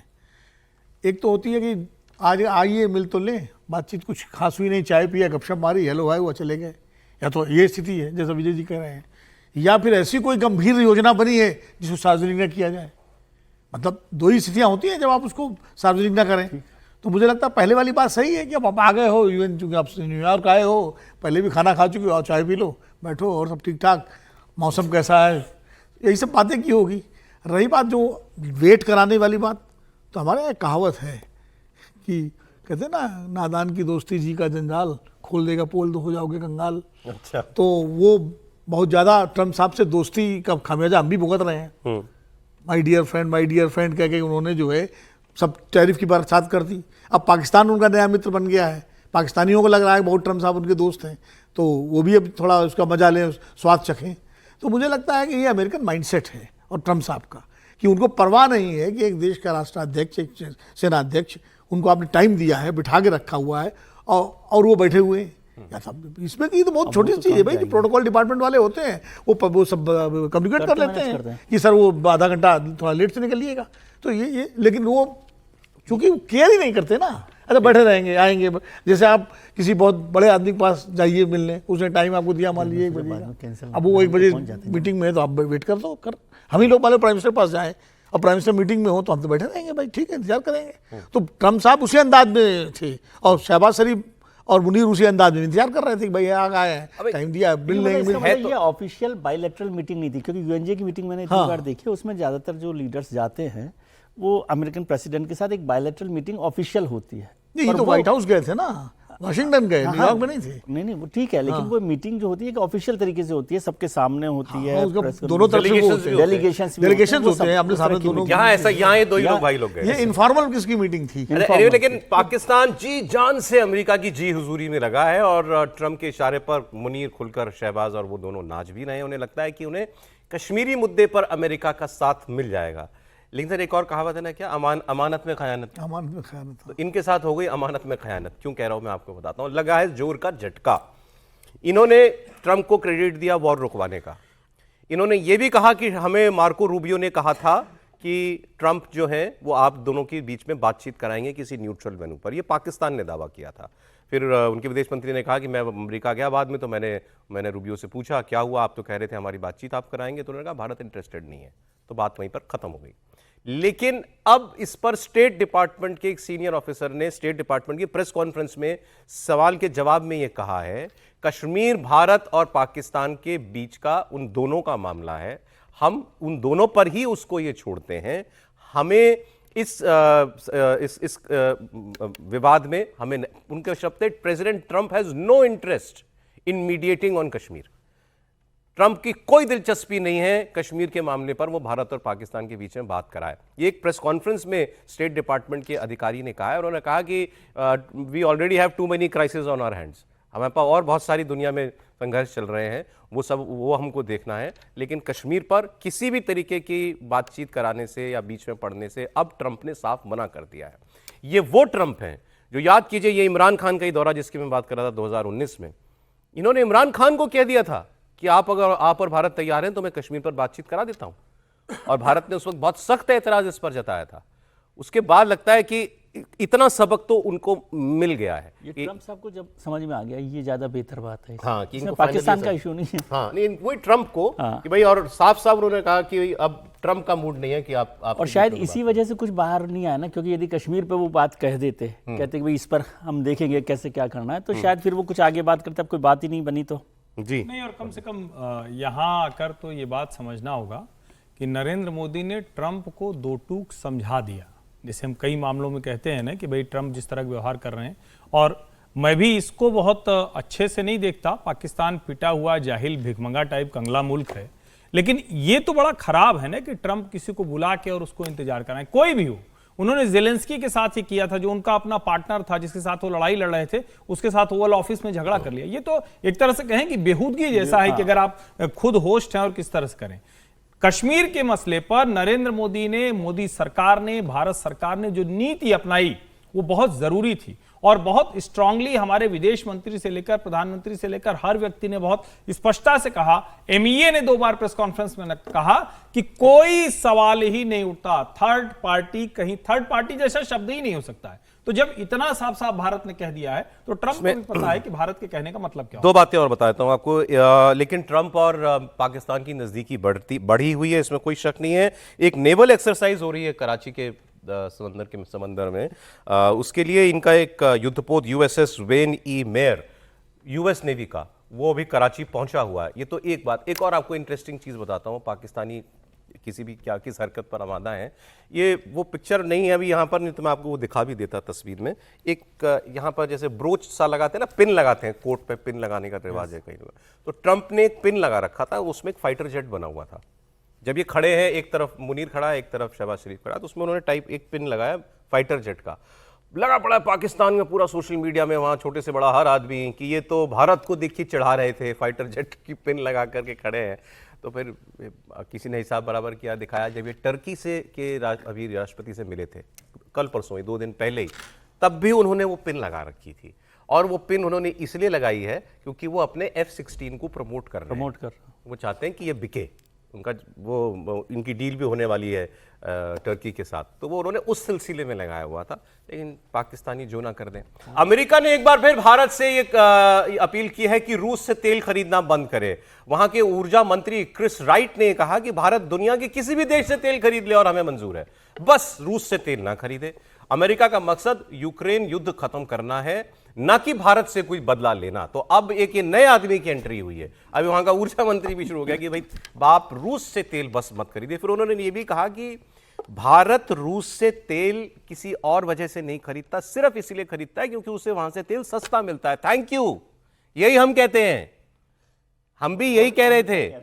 तो जो बात आपने फाइनली मान ली कि हम वहां से तेल सिर्फ इसलिए खरीदते हैं कि वो तेल सस्ता है। उन्होंने कहा क्योंकि दुनिया में कोई और रूस से तेल नहीं खरीद रहा है तो उसको डिस्काउंट देना पड़ता है, और भारत वो डिस्काउंट लेने के लिए उससे तेल खरीदता है। लेकिन आप किसी भी और देश से जो है जाकर के तेल खरीद सकते हैं। इसमें मैं एक अपडेट आपको और दूंगा, पहले इनकी बात सुनाता हूं।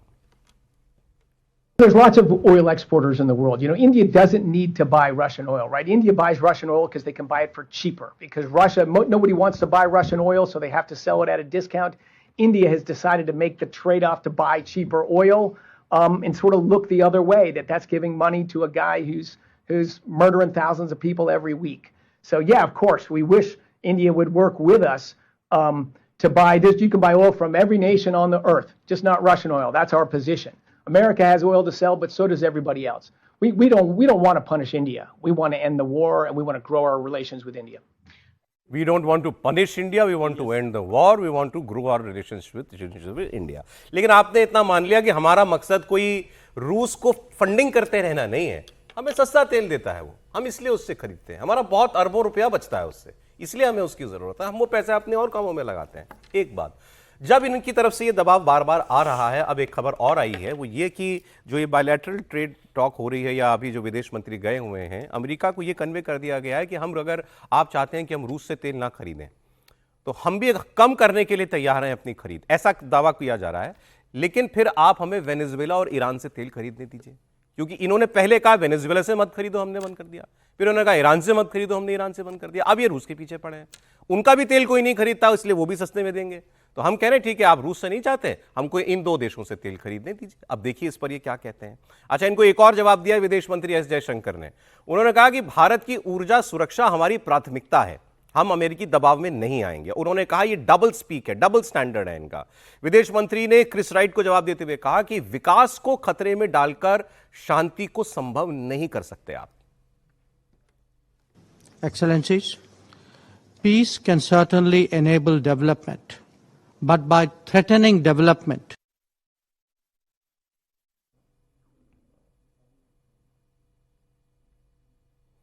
कुछ ऑडियो प्रॉब्लम हो गई। वो कह रहे थे कि पीस को खतरे में डालकर जो है आप किसी से व्यापार करें, ये भी ठीक नहीं। लेकिन उनका कहना था कि आप ऊर्जा को, एनर्जी शब्द उन्होंने आगे इस्तेमाल किया है, एनर्जी पर इस किस्म की पाबंदियां मत लगाइए, इससे कोई जंग रुकने वाली नहीं है। उनका यह कहना था कि इससे ये जंग रुक जाएगी, हम तेल खरीदना बंद कर देंगे और जंग रुक जाएगी, तो ये भी आप गलत सोचते हैं। उनका कहने का मतलब ये दोनों अलग अलग इशू हैं। आप उसको, वो एक ट्रेड डील है और एक जी। लेकिन अब त्रिपाठी जी, क्या आपको लगता है कि मतलब इसमें अमेरिका की तरफ से जो बात हुई कि भाई ईरान वेनेजुएला का तेल अवेलेबल कराइए, फिर वो ये कह रहे हैं दुनिया में कहीं से भी खरीदिए? देखिए, अमेरिका बददिमाग किस्म का देश हो गया है। नॉर्थ कोरिया को क्या कर दिया इन्होंने, खत्म कर दिया क्या? हम एकदम एक्सट्रीम की बात कर रहे हैं, छोड़ दीजिए चाइना रशिया, नॉर्थ कोरिया खत्म हो गया। उसके राष्ट्राध्यक्ष से तो मिलने के लिए चले गए थे, कहाँ, सिंगापुर में शायद मुलाकात हुई थी, कहीं एक न्यूट्रल वेन्यू पे 16 से 20 वाले में। क्यों गए थे मिलने? आपका मन करे आप किसी से मिलने चले जाएंगे? आपने ईरान पर B-2 बॉम्बर से बरसा दिया और उसके बाद कहा कि हम तो दोस्ती करने जा रहे हैं। आपका जो मन करेगा वो करेगा। दुनिया के दूसरे देश क्या आपके पिछलग्गू हैं क्या? या कोई राजशाही चल रही कि आप राजा हैं, बाकी सब आपके सूबेदार हैं, रियासतदार हैं, ताल्लुकेदार हैं? खत्म हो गया जमाना। जब ट्रंप UNGA में ये बोल रहे हैं कि UN की हैसियत खत्म हो गई, इसका मतलब अमेरिका की हैसियत खत्म हो गई। UN is equal to United States of America. ये आप इसमें कोई भ्रम मत, फर्क मत पालिए।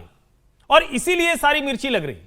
हम तेल किससे लेंगे, हम किससे संबंध करेंगे, ये आप नहीं तय करने वाले। और ये तमाशा बंद करिए कि आज हमको बांग्लादेश में एक द्वीप चाहिए, कल हमको अफगानिस्तान में बगराम एयरबेस चाहिए, परसों हमको पाकिस्तान में तेल का खोजना। क्यों खोजना है भाई? आप अपने देश में करिए ना। इसका मतलब आप किसी लायक नहीं है। आप दुनिया में मध्यस्थता करके उसको भारत की भाषा में कहें तो दलाली से पैसे कमा रहे हैं, उसके आधार पर, चाहे वो डॉलर हो चाहे ऑयल। सर एक कमेंट, क्या खबरें हैं सर आ रही हैं अमेरिका से? अभी हमारे दोनों मंत्री वही हैं अभी भी, तो अब जयशंकर जी ने तो फिर साफ साफ कह दिया कि भाई ये तो ठीक नहीं है कि आप हम पर ही दबाव डालिए तेल ना खरीदने का। नहीं, सही, जयशंकर जी ने सही कहा। भारत का यही पक्ष है कि भाई हम कहाँ से तेल खरीदें, कहाँ से व्यापार करें, किससे करें, तो हमारा कंसर्न है ना। हम हथियार किससे खरीदें, क्या ये हमारी संप्रभुता है। अमेरिका, चीन, रूस, कोई भी बड़ा देश हमको क्यों डिक्टेट करेगा भाई? और कौन सा देश किससे डिक्टेट होता है? तो ये तो स्पष्ट कर दिया है जयशंकर जी ने भी, और शायद पीयूष गोयल जी ने भी स्पष्ट कर दिया होगा कि जो, और इस पर हम पीछे हटने वाले नहीं हैं। बिल्कुल नहीं हटेंगे, हटना भी नहीं चाहिए। क्यों हटेंगे? बड़ी खबर महाराष्ट्र के बीड जिले से आ रही है, वो आपको बता दें। देश भर में आपने देखा ये आई लव मोहम्मद नाम का एक कैंपेन चलाया गया और इसके तहत वहां एक कार्यक्रम हो रहा था जिसमें एक मौलाना ने उत्तर प्रदेश के मुख्यमंत्री योगी आदित्यनाथ के खिलाफ अनाप शनाप बातें की, भड़काऊ बयानबाजियां वहां पर हुई। इस मौलाना ने मंच से अपनी तकरीर में सीएम योगी को दफनाने की धमकी दी। भीड़ के बीच योगी आदित्यनाथ के खिलाफ अपशब्द कहे गए। माजल गांव के मुस्तफा मस्जिद आने की उनको चुनौती दी गई कि यहां आओ। मौलाना ये बोलता हुआ भी दिखाई दे रहा है कि योगी यहां अगर आते हैं तो उन्हें यहां हम दफना देंगे। आपको ये विवाद मालूम नहीं है, ये क्यों इसमें योगी आदित्यनाथ का नाम लिया जा रहा है, मैं आपको ये बता दूं, फिर मैं आपको कुछ सुनाता हूं जो वहां बातें हुई। ये सब यूपी के कानपुर से शुरू हुआ था। हम 2 दिन से इसकी बात कर रहे हैं कि 12 वफात के जुलूस में आई लव मोहम्मद का पहली बार एक पोस्टर दिखाई दिया। पुलिस ने उसको एतराज़ किया कि ये नहीं होना चाहिए और उसके बाद फिर वो विवाद बढ़ता गया। वो भीड़ भी थोड़ा उग्र हुई, उस भीड़ ने जाकर कुछ और धार्मिक पोस्टर जो और लगे थे दूसरे धर्मों के वो फाड़ वाड़ डाले। पुलिस ने इसके ऊपर कई लोगों के खिलाफ मुकदमा दर्ज कर दिया। लेकिन देश भर में बात ये बताई गई कि पुलिस ने आई लव मोहम्मद कहने पर लोगों पर केस दर्ज किया, जो कि सच नहीं है। लेकिन ये मामला फैलता गया, ट्रैवल करता गया, देश के अलग अलग राज्यों के अंदर इस किस्म का कैंपेन शुरू हुआ। फिर दूसरी तरफ से हिंदू पक्ष ने आई लव महादेव का कैंपेन शुरू कर दिया है, वो भी हमने आपको तस्वीरों में दिखाया था। लेकिन अब ये मामला और सीरियस होता जा रहा है। अब ये बीड जिले में क्या कहा गया, हाथ में वही पोस्टर है देखिए आई लव मोहम्मद का, और मौलाना क्या बोल रहा है आपको सुनाते हैं। यूपी का टकला, उस टकले को इतनी हिम्मत नहीं होती कि वो हुजूर सल्लल्लाहु अलैहि वसल्लम के शान में गुस्ताखी करे। मोहतरम सामने इकराम, मैं उस योगी को मदीना गांव शहर से मुस्तफा मस्जिद के सामने से ये चैलेंज करता हूं कि अगर है टकले तेरी अगर इतनी हिम्मत है तो तुम मदीना गांव में आकर क्या खाली सिर्फ और सिर्फ आका सल्लल्लाहु अलैहि वसल्लम के नाम के जो गुस्ताख है, जो गुस्ताखी कर, जो आई लव मोहम्मद के नाम पर जो आज बैनर लगा रही है, अगर तू उन्हें अरेस्ट करेगा तो मैं कसम खुदा की मुस्तफा मस्जिद के सामने के उसे टकले को चैलेंज करता हूं कि तुम मस्जिद गांव से हमारे साहब भैया के ढाबे तक भी तू नहीं पहुंच पाएगा कि तुझे उठाकर सीधा तुझे दफना दिया जाएगा। अब ये इसका तो जो भी व्यक्ति ये है इसका तो मुझे लगता है इलाज महाराष्ट्र पुलिस ही कर देगी, योगी आदित्यनाथ की जरूरत नहीं पड़ेगी। और ये कभी अगर यूपी चला गया तो यूपी पुलिस क्या करेगी? एनीवे, क्योंकि ये तो सब सीधे सीधे भड़काऊ भाषण है ना। आप एक चीफ मिनिस्टर को धमकी दे रहे हो, नहीं तो इस पर तो अब सीधा केस दर्ज होना चाहिए। मुझे लगता है कि दाएं बाएं होना ही नहीं चाहिए। महाराष्ट्र पुलिस को तुरंत इस व्यक्ति को उठाना चाहिए और कानून के दायरे में इसको सबक सिखाया जाना चाहिए।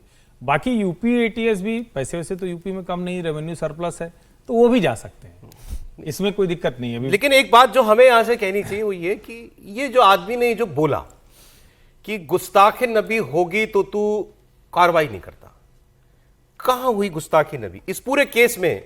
कहां कोई कहीं से आपने कोई ऐसी खबर सुनी कि कोई खराब बात कही गई, कोई रिलीजियस भावनाओं को ठेस पहुंचाने के लिए किसी ने कोई बात कही? ये तो विवाद केवल एक पोस्टर पर है कि वो पोस्टर जगह जगह चिपकाया जाए, लहराया जाए या नहीं। इस पर यूपी की पुलिस ने कहा कि यह उचित नहीं है। इसके अलावा कोई और बात नहीं हुई। किसी ने इस्लाम धर्म के खिलाफ, मोहम्मद साहब के खिलाफ किसी ने कोई बयानबाजी उल्टी सीधी नहीं की है।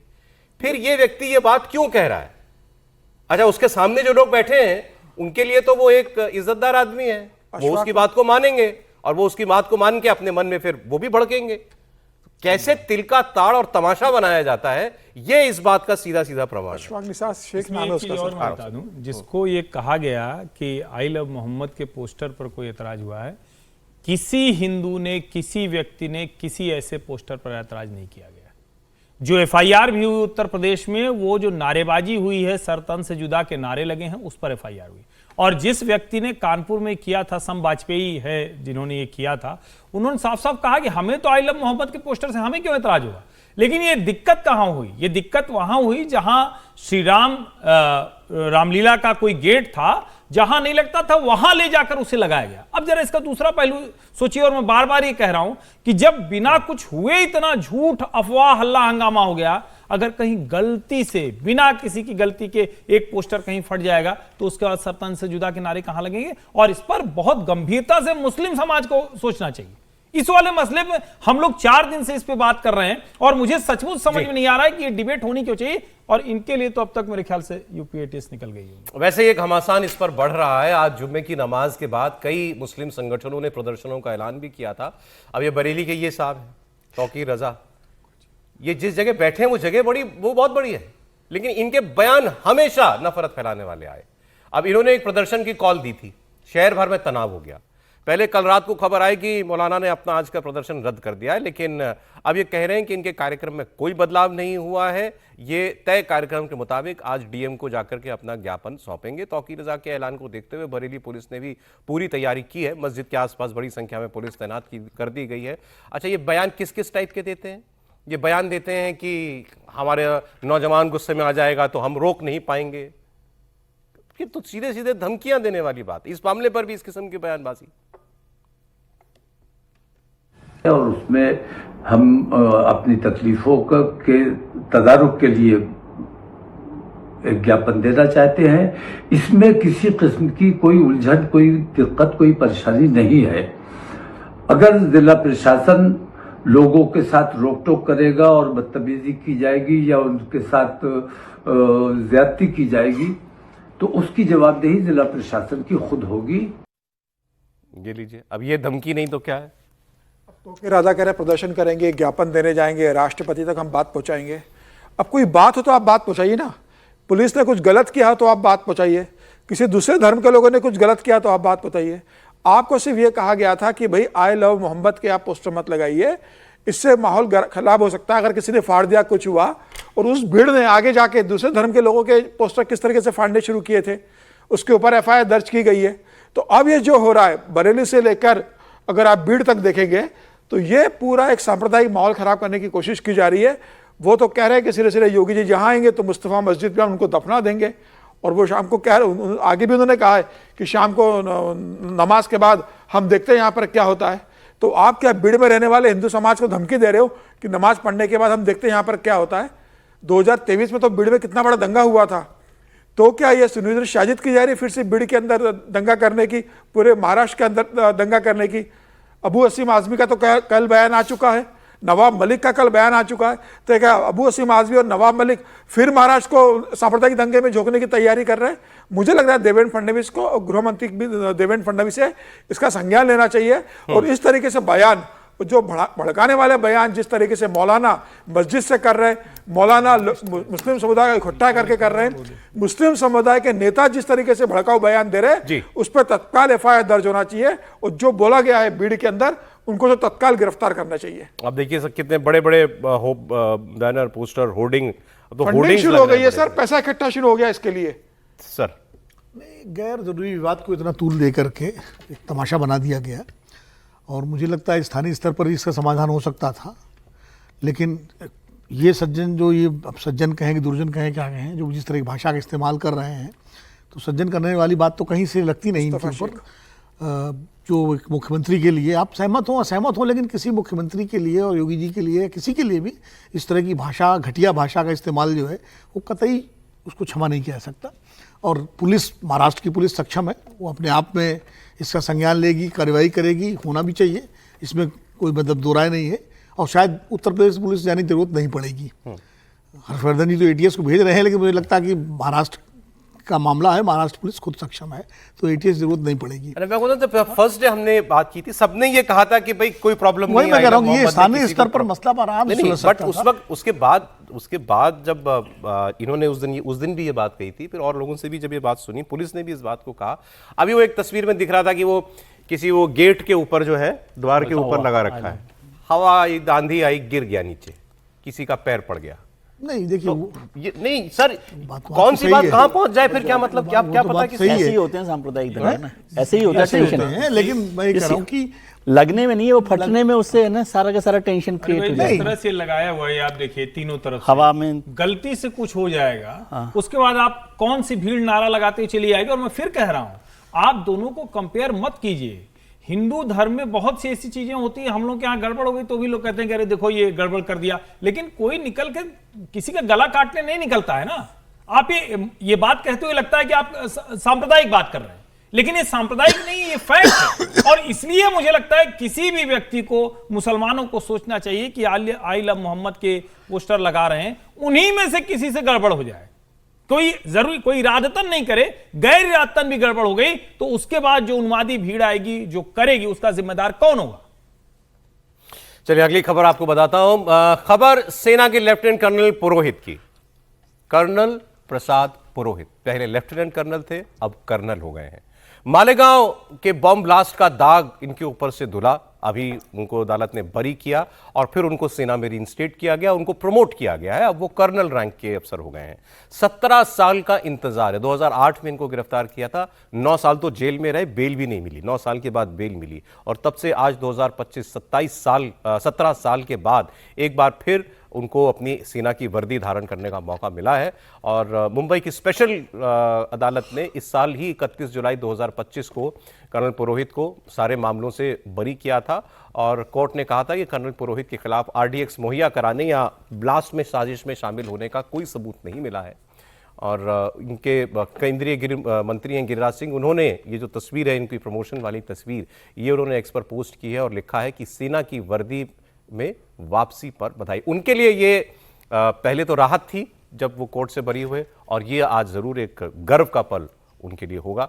लेकिन एक आदमी जो जिसके 17 साल खराब हो गए, आज ये एक्टिव सर्विस में अगर तब से अब तक चले आ रहे होते, आज तो उनको कर्नल रैंक मिली, आज पता नहीं कौन से जनरल रैंक के पहुंच गए होते। लेकिन वो तो उनके 17 साल कोई नहीं लौटा सकता, इसमें तो कोई शक नहीं। सर ये पूरी कहानी मैंने स्टडी की जब से चल रहा था, खासतौर से जब वो हिंदू आतंकवाद और भगवा आतंकवाद हुआ और किस तरह से इनको फ्रेम किया गया, वो यदि आप समझेंगे, क्योंकि कोई भी सबूत उसमें नहीं था जब फ्रेम किया गया उसमें भी। अच्छा। और कोर्ट में भी जितनी सुनवाई, इसी वजह से वो इतना लंबे समय तक चला। लेकिन वो सरकार, उस समय के जो भी लोग थे वो उसको खींचते रहे और जितने आरोप उसमें लगाए गए थे उसके लिए कोई सबूत वहाँ पर इन्वेस्टिगेटिंग एजेंसीज ने नहीं दिए गए थे ज़्यादातर। अब ये मैं उस बात को सपोर्ट नहीं कर रहा कि भाई ये कहा गया कि वो लोग किसी और का नाम लें नहीं लें, लेकिन एक अच्छा वो उस समय भी ऑफिसर थे वहाँ पर, आर्मी का ऑफिसर थे और आर्मी का ही काम देख रहे थे और अचानक उनको ये खबर दी कि भाई आप इस तरह से इस मामले में फ्रेम किए गए, चार्जशीट किए हैं, तो उसको लिया गया और पूरा केस स्टडी मैंने दिखा, ईमानदारी से कर रहा हूँ, पूरा केस स्टडी कुछ नहीं था इनके खिलाफ, कोई केस उन पर नहीं था और कोई सबूत उनके खिलाफ एजम्पशन पर था। तो इसलिए मैं एक बात सर मुझे और इवन इसमें आज उनका नाम नहीं है, क्या नाम था, प्रज्ञा ठाकुर, तो उनकी भी जो मोटरसाइकिल का और वो सारा मसला आया तो वो भी उसमें नहीं था। इनका इसमें ये और अच्छा लग रहा है क्योंकि ऐसा लगा था अभी कब तस्वीर, ये तो बहुत दुर्लभ होता है वैसे कि इस तरह से हो जाए, रीइंस्टेट हो जाए। जब ये रिलीज हुए तो विजय जुलूस भी निकला, सब आपने वो तस्वीर भी देखी, उस वक्त ऐसा लगा था कि हो सकता है ये रिटायर हो जाए, नेता बन जाए, पॉलिटिकल पार्टी ज्वाइन कर लें, बट ही चोज सर्विस। ये तो बिल्कुल इससे लगता है कि उनका कमिटमेंट सेना के प्रति जो है वो बरकरार है और जेल और सजा जो उनको हुई कथित रूप से, वो भी उनके उस कमिटमेंट को नहीं तोड़ पाई। वरना वो तो सही बात है कि वो कुर्ता पहन करके, पजामा पहन करके और आसानी से नेता बन जाते हैं और इस तरह से वो पॉलिटिकली हीरो बन जाते हैं, खास करके पॉलिटिकल मतलब जो एटमॉस्फेयर है वो उनके फेवर में है। लेकिन उन्होंने सेना की नौकरी का चयन किया और सेना में वापस जाना चयन किया। इससे जाहिर है कर्नल पुरोहित का जो सेना के प्रति जो समर्पण है वो अक्षुण्ण है, उसमें कोई किसी तरह की कमजोरी नहीं आई और ये अच्छी बात है, ये मतलब स्वागत योग्य वाकई अच्छी बात है सर। कर्नल पुरोहित के ऊपर डिसिप्लिन एंड विजिलेंस बैन लगा दिया था सरकार ने, उसके कारण इनका प्रमोशन नहीं हो सकता था और वो बैन हटाते ही इनका प्रमोशन के रास्ते खुल गए। और इतने लंबे समय के बाद, इतने संघर्ष करने के बाद के लगातार इतनी यातनाएं सही उन्होंने, मतलब शारीरिक यातनाएं हुई, उनको मानसिक जो स्ट्रेस हुआ, फाइनेंशियली प्रॉब्लम से वो गुजरे, तमाम तरह के तमाम जांच एजेंसियों के वो इस चक्रव्यूह में उलझे रहे। लेकिन आखिरी में सत्य में जयते जो कहते हैं कि भाई सत्य उनके साथ था, वो किसी तरह से किसी मामले में शामिल नहीं थे, तो आखिरी में वो बरी हुए। और 17 साल बाद आज उनको जो वर्दी पहन के मराठा इन्फेंट्री में उन्होंने 1994 में ज्वाइन किया था, मराठा इन्फेंट्री रेजिमेंट में ज्वाइन किया था, तो आज वापस वो प्रमोशन उनका हुआ है। 2 दिन पहले उनकी फाइल क्लियर कर दी गई थी, तो वो इनकी रिटायरमेंट तो एज पर ही होगी। हाँ, रिटायरमेंट तो उसी एज पे होगी उनकी, लेकिन एक जो की वापसी है ना, वो तो बात सही है। लेकिन हमें सरकार देखेगी इतने साल रैंक उनको जो वापस मिला है ना, वो दाग जिंदगी भर अब जो 8 साल 9 साल जेल में उसका जो रिटायरमेंट का बेनिफिट होता है वो भी अब केंद्र सरकार पूरा मिलेगा उनको, पूरा वो, क्योंकि अब उनके ऊपर से वो बैन हट गया है। 94 में कमिश्निंग आप अगर बता रहे हैं मराठा रेजिमेंट में हुई थी। कितने साल हो गए सर?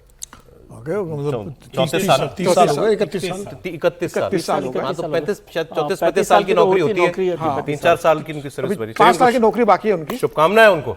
अब एक खबर आपको बताते हैं, हमारी सरकार बहुत बड़ी चीज होती है और सरकार कैसे लाचार भी दिखती है। इसकी खबर कर्नाटक से आई। विप्रो के बॉस हैं, जाने माने उद्योगपति हैं अजीम प्रेम जी। इन जिन्होंने कर्नाटक के मुख्यमंत्री सिद्धरमैया के एक अनुरोध को ठुकरा दिया है। खबर सुनिएगा आप।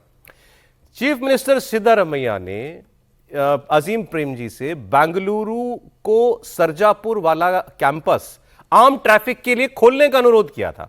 सिद्धरमैया ने कहा था कि इससे इलाके में ट्रैफिक का लोड जो है वो लगभग 30% कम हो जाएगा। इनका कैंपस बहुत बड़ा है, उसमें खुली जगह भी होगी, रास्ता भी होगा। तो उन्होंने कहा साहब हमारे बाहर जो पब्लिक रोड्स हैं उन पर बहुत भीड़ होती है, आप अगर अपना हमें एक लिमिटेड ट्रैफिक खोलने के लिए अपना गेट खोल दें कि यहां से भी पब्लिक की गाड़ियां गुजर जाएं आपके विप्रो के कैंपस के अंदर से, तो हमें सुविधा हो जाएगी। लेकिन अजीम प्रेम जी ने विनम्रता से उनकी इस मांग को खारिज कर दिया। अजीम प्रेम जी ने कहा कि उनकी कंपनी का कैंपस स्पेशल इकोनॉमिक जोन का हिस्सा है, पब्लिक रास्ता नहीं है। इसके अलावा उन्होंने कहा कि उनकी कंपनी इस कैंपस में दुनिया भर से कस्टमर्स की सेवा करती है। कंपनी के करार की शर्त यहां ट्रैफिक खोलने की इजाजत नहीं देती। यह भी कहा कि बेंगलुरु में ट्रैफिक की समस्या का कोई सिंगल पॉइंट सोल्यूशन नहीं है। उन्होंने बेंगलुरु में ट्रैफिक समस्या सुलझाने के लिए डेटा ड्रिवन अप्रोच की सलाह दी है। लेकिन यह जब बिल्कुल, मैं तो कहता हूं ठीक किया है इन्होंने, लेकिन चीफ मिनिस्टर को एक प्राइवेट कंपनी से कहना पड़ रहा है कि तुम अपना दरवाजा खोल दो, हमारा ट्रैफिक निकाल दो जरा वहां से। ये मतलब हालत है, बेंगलोर जैसे शहर की ये हालत हो गई है। और इतनी लाचार सरकार हो गई है कि आपके पास ये सोल्यूशन है ट्रैफिक का लोड कम करने का कि रास्ता खोल दीजिए साहब, हमारा ट्रैफिक निकल जाएगा वहां से। सर अब पता नहीं वहाँ ग्राउंड पे क्या स्थिति है, वहाँ कोई दूसरा अल्टरनेटिव रूट है कि नहीं है, तो यहाँ से बैठ के उसके बारे में क्या कह सकते हैं। और अगर दूसरा कोई अल्टरनेटिव रूट होता तो शायद मुख्यमंत्री अनुरोध नहीं भी करते।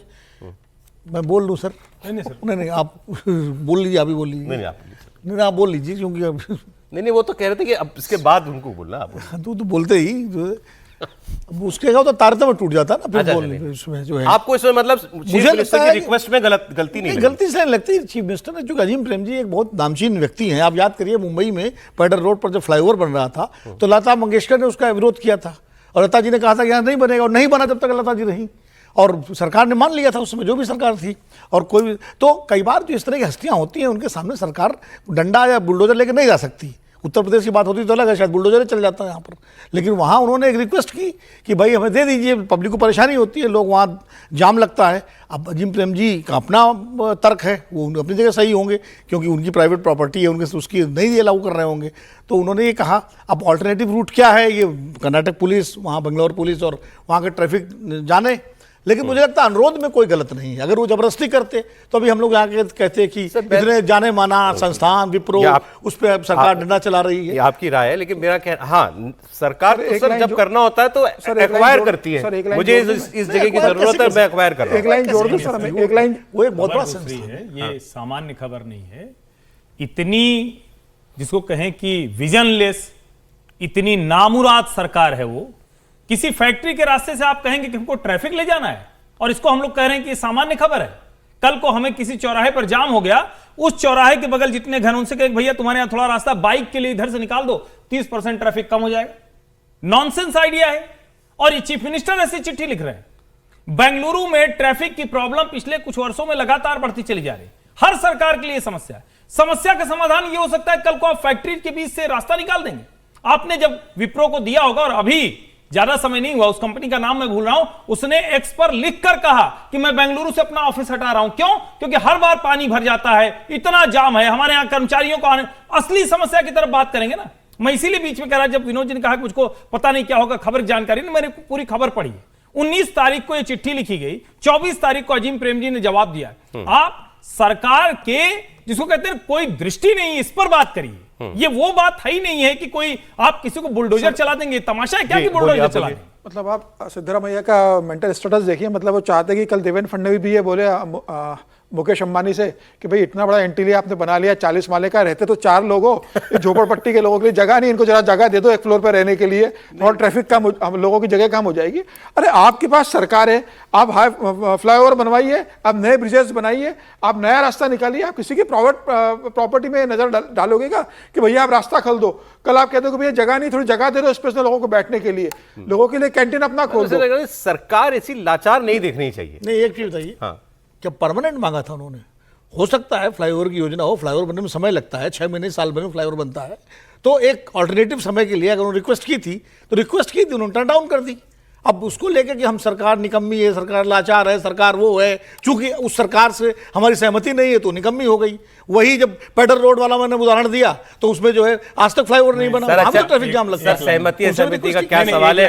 हमें सरकार की सहमति, ये चिट्ठी है सिद्धारमैया जी की, इसमें कहीं नहीं लिखा हुआ है कि हमारी कोई योजना है for the time being on temporary basis आप ये करिए। इसमें साफ साफ लिखा है आउटर रिंग रोड पर मुश्किल बहुत है, आप कर देंगे 30% ट्रैफिक घट जाएगा। अरे भाई किसी कोई भी समय सीमा भी नहीं है कि 6 महीने के लिए, 2 महीने के लिए। सर एक ही नहीं, आप भी बोलिए। जो अजीम प्रेम जी ने कहा, बेंगलोर की वैसे बहुत बड़ी प्रॉब्लम है ट्रैफिक की, और आजकल लोग सोचते हैं कि फ्लाइट लेनी है तो 3 घंटे की, दिल्ली से बॉम्बे की फ्लाइट, बेंगलोर की फ्लाइट है 2.5 घंटे की, और बेंगलुरु में एयरपोर्ट से कहीं जाने के लिए 2.5 घंटे चाहिए।